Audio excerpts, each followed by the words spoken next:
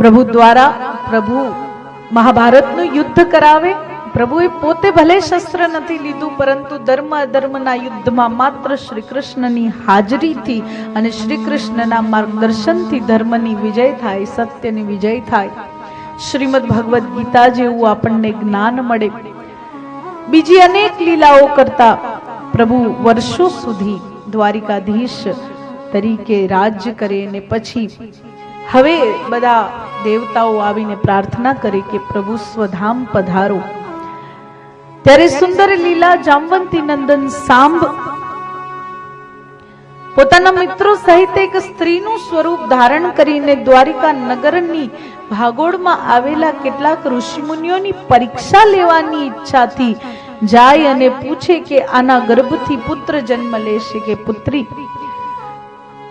ત્યારે અંતર્યામી સંતો શ્રાપ આપે કે આમાંથી યદુકુળનો સંહાર કરનારું મૂષળ પ્રગટ થશે અને તમારા બધાનો અંત થશે. એનો ચૂરો કરી અને એને સમુદ્રમાં નખાવી દે મહારાજ ઉગ્રસેન. આ સમયે ભૂલ થઈ ત્યારે બધાએ દ્વારિકાધીશ પાસે જવાનું હતું, પણ કહ્યું ને કે વિનાશ કાલે જ વિપરીત બુદ્ધિ, એવી દશા થઈ છે. અને ઉગ્રસેન પાસે ગયા અને મહારાજ ઉગ્રસેને એનો ચૂરો કરીને એક ટુકડો બચે સહિત એને સમુદ્રમાં ફેંકાવી દે, જે ડાબ સ્વરૂપે પ્રભાસ ક્ષેત્રમાં, જે સોમનાથ સમીપ આપણા અહીંયા સૌરાષ્ટ્રમાં જ છે, દર્શન કર્યા હશે, ન કર્યા હોય તો કરવા, ઉગી આવે. અને પ્રભુ પણ પોતાની લીલા સમેટવાની તૈયારી કરે. બ્રજવાસીઓ વગેરેને બોલાવે અને બધાને ભેગા કરીને પ્રભાસ ક્ષેત્ર તરફ લઈ જાય.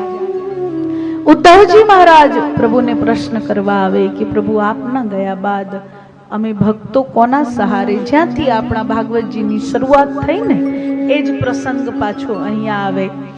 અને ઉદ્ધવજી મહારાજને આ શબ્દમય મૂર્તિ શ્રીમદ ભાગવત પ્રસાદ સ્વરૂપે ના માત્ર ઉદ્ધવજી મહારાજને પરંતુ આપણને બધાને પ્રભુએ આ ભાગવત રૂપી પ્રસાદી આપી છે. અને એના આશ્રિત રહેવાથી કલયુગ આપણા મસ્તક પર સવાર થતો નથી. એટલે ભાગવતજીના આશ્રિત રહો. અને જરા નામના પારધીને જે એ માછલી દ્વારા ગળવામાં આવેલા મૂષળનો ટુકડો મળે, જેને એ પોતાના બાણ પર સજાવે ને એ બાણથી પ્રભુના ચરણને હરણનું મુખ સમજીને જ્યારે એ બાણ ચલાવે ત્યારે પ્રભુ એ પોતાના પ્રાણોનો ત્યાગ કરે. પરમાત્મા સ્વયં નિજ ઈચ્છા નિર્મિત તનુ, પોતાની ઈચ્છાથી. અને શ્યામ તો કેવા છે, 16 વર્ષથી મોટા થયા જ નથી, એવા જ છે કિશોર. યશોદા મૈયા ને નંદ બાબા 100 વર્ષ પછી મળે ને ત્યારે તો ચશ્મા નહોતા ને, એટલે દેખાતું નથી ને. જ્યારે આમ દેહ પર હાથ ફેરવે ને તો યશોદા મૈયા કહે, અરે લાલા તું તો એવો જ છે, તું તો મોટો થયો જ નથી, તું તો એવો ને એવો કોમળ છે. એવા પરમાત્મા છે ને એ પણ પોતાના એ દેહને અહીંયા મૂકીને જાય છે. એમ આપણે પણ આપણા દેહને અહીંયા જ મૂકીને જવાનું છે. એટલે દેહ સાથે બહુ લગાવ રાખવો નહીં. સુખદેવજી મહારાજ પ્રભુના ગયા બાદ આ વંશ આગળ ચાલે. અંતે કલયુગમાં આ વંશ પૂર્ણ થાય. આજ વંશમાં આ તરફ ભગવાનના સ્વધામ ગયા બાદ અર્જુનજી પાછા જાય અને યુધિષ્ઠિરજીને જ્યારે આ સંદેશ આપે ત્યારે પોતાના પૌત્ર પરીક્ષિતજીને રાજ્ય સોંપીને પાંડવો પણ મોક્ષના માર્ગે આગળ વધે. એમના પુત્ર આપ પરીક્ષિતજી, આપના પુત્ર જન્મેજય આપના ગયા બાદ સર્પો પર ક્રોધિત થઈને સર્પ સત્ર કરશે ને વ્યાસજી મહારાજની કૃપાથી શ્રીમદ દેવી ભાગવતનું શ્રવણ કરી એ કષ્ટથી નિવૃત્ત થશે. કળિયુગના ધર્મ ભક્તો નથી અને તો પણ માત્ર નામ સ્મરણ કરે છે. કહ્યું છે ને, ભાઈ કુભાઈ અનકાલ સહુ નામ જપત મંગલ દિશી દશુ. માત્ર સ્મરણથી પણ મોક્ષની પ્રાપ્તિ થાય. 11મા સ્કંદમાં અવધૂત પાખ્યાન આવે. કલયુગના ધર્મ, આચાર આશ્રમ, આચાર વર્ણ વગેરે વિશેની ચર્ચાઓ આવે.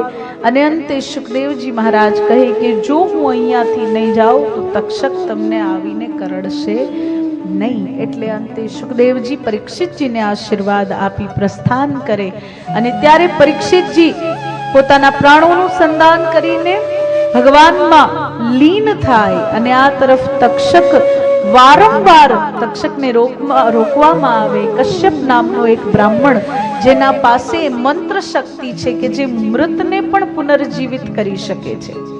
પરીક્ષા લેવા માટે તક્ષક પાસે રહેલા એક વૃક્ષને સૂકવી દે પોતાના મંત્રના પ્રભાવે. કશ્યપ એ વૃક્ષને ફરીથી એવું ને એવું લીલુંછમ કરી દે અને કેટલુંક ધન આપી પાછો વળાવીને તક્ષક પરીક્ષિતજીને કરડવા એક પુષ્પની છાબડીમાં બેસીને, કારણ કે જન્મેજયે બહુ મોટો પહેરો કર્યો છે કે કોઈ રીતે તક્ષક ન આવી શકે, ત્યારે ફૂલની છાબડીમાં બેસી તક્ષક પ્રવેશ કરે અને માત્ર પરીક્ષિતજીના ચરણનો સ્પર્શ શૃંગી ઋષિના શબ્દોને સાબિત કરવા માટે કરે છે. બાકી પરીક્ષિતજી તો પોતાના પ્રાણોને પરમાત્મામાં લીન કરી ચૂક્યા છે. પરીક્ષિતજીનો મોક્ષ થાય. જો પરીક્ષિતજીના જેમ આપણે કથાનું શ્રવણ કરીએ તો આપણો પણ મોક્ષ સંભવ છે. પરીક્ષિતજીએ પણ જીવતા જ મોક્ષ લીધો છે, મૃત્યુ પર્યંત નથી લીધો. એમ આપણે પણ જીવતા મોક્ષ લઈ શકીએ છીએ. ત્યારબાદ ભગવાન શ્રી કૃષ્ણની પત્નીઓ બ્રજમાં વાસ કરે અને કથા આવે છે યમુનાજી સાથે એમના સંવાદની કે અમે બધી દુખી છીએ, તમે કેમ નથી. ત્યારે શ્રી રાધાજી કે જે શ્રી કૃષ્ણની આત્મા છે એમના દર્શન યમુનાજી કરાવે. માર્કંડેય મહારાજની સુંદર કથા આવે જેમને એક બ્રહ્મ થાય. શ્યામ સુંદરના દર્શન કહ્યું છે ને, કરારવિંદે ન પદારવિંદમ મુખારવિંદે વિનિવેશયંતમ વટસ્ય પત્રસ્ય પુટે શયાનમ બાલમ મુકુંદમ મનસા સ્મરામિ. આજે ગોવિંદ દામોદર સ્તોત્ર જ્યાંથી સ્ફુર્યો છે એ કથા માર્કંડેય ઋષિની કથા આવે છે કે જેમને એવો ભ્રમ થાય કે આ સમગ્ર સંસાર પ્રલય સ્થિત થઈ ગયો છે, આસપાસ બધે પાણી છે, પોતે એકલા જ જાણે આ સંસારમાં જીવિત છે, કોઈ દેખાતું નથી. ને ત્યારે એ જળમાં બરાબર ગભરાઈ જાય, વ્યાકુળ થઈ જાય. ત્યારે એક સુંદર પર્ણ ઉપર, એક વટના પર્ણ ઉપર શ્યામ સુંદર બાલ મુકુંદના દર્શન થાય. બાલમ મુકુંદમ મનસા સ્મરામિ.